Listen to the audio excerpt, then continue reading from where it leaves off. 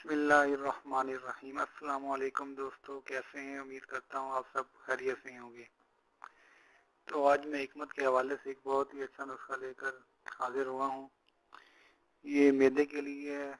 कोई भी मैदे का मर्ज हो, मतलब खाना हजम नहीं होता, खट्टी डिकारें आती हैं, पेट में दर्द रहता है, तो ये सारे मतलब मुश्किलात का एक ही नुस्खा समझे हल है। ठीक है, ये नुस्खा सिर्फ और सिर्फ मैदे के लिए। मैदे की कोई भी बीमारी हो, मैदे में दर्द होता हो, खट्टी डिकारें आती हो, कब्ज होती हो, ठीक है, तो मैदे की बीमारियां मतलब जो भी हैं, तो ये सब मतलब ये नुस्खा उसके लिए कारआमद है। तो ये नुस्खा मैंने बहुत से मरीजों को दिया है, तो सबको ही अल्लाह ने शिफा दी है। और ये नुस्खा तो ख़ास तौर पे मैंने खातून को दिया। मतलब मुझे उम्मीद नहीं थी इस नुस्खे की अफादियत की असल में, तो इसलिए मैं भाइयों से ये नुस्खा शेयर कर रहा हूँ। मुझे खुद मतलब इसकी फजीलत का मतलब नहीं पता था, मतलब ये नहीं पता था कि ये नुस्खा जो है बहुत ही शानदार है। तो मैं मरीजों को मतलब आम रूटीन में ही इस्तेमाल कराता था, मरीजों को मतलब अल्लाह ताला शफा दे देता था। तो इसकी अफादियत जो थी असल, वो मैं आपको बताता चलूँ कि मुझे कैसे मतलब इसका इल्म हुआ कि ये बहुत ही ताकतवर मतलब नुस्खा है। तो एक खातून मेरे पास आई, वो कहती है कि मैंने बहुत दवाइयाँ इस्तेमाल की, मुझे खाना हजम नहीं होता और मेरे पेट में अक्सर दर्द रहती है, इसका कोई हकीम साहब को इलाज कर दें। तो मैंने ये नुस्खा इसको इस्तेमाल करवाया, तकरीबन कम अज़ कम 20 दिन इस्तेमाल करवाया, और 20 दिन के बाद उसके पेट की दर्द भी जाती रही, उसको खाना भी मतलब हजम होना शुरू हो गया। मतलब जब भी वो खाना खाती थी उसको डिकारें शुरू हो जाती थी, मतली होती थी, मतलब खाना उससे बिल्कुल भी नहीं खाया जाता था। तो जब मैंने उसको ये नुस्खा इस्तेमाल करवाया तो वो मतलब खाना भी उसको हजम होना शुरू हो गया, ना मतली वगैरह होती थी। तो ये बहुत ही अच्छा नुस्खा है, ठीक है ना। तो वो खातून बहुत खुश हुई, 20 दिनों के बाद आई, 10 दिन की पहले दवाई लेके गई मुझसे, फिर 10 दिन की लेकर गई दवाई, फिर जब 20 दिन के बाद आई तो कहने लगी मैं तो बिल्कुल ठीक हो गई हूँ। तो मैं खुद हैरान था। मैंने कहा ये तो एक आम सी दवाई थी, मरीजों को देते थे वो ठीक हो जाते थे।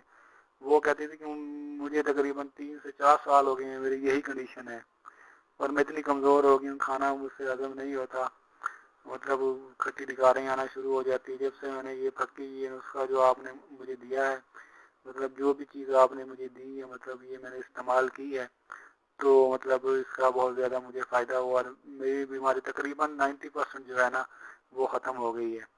तो मैंने उसको 20 दिन की और दवाई बना के दी और वो फिर 20 दिन के बाद आई, तो उसने मिठाई का डब्बा उठाया हुआ था, बड़ी खुश थी, तो मुझे दुआएं देती रही। तो तो मैंने सोचा आज क्यों नहीं अपने भाइयों को ये नुस्खा और अपनी बहनों को ये नुस्खा बताया जाए ताकि इनको भी फ़ायदा हो।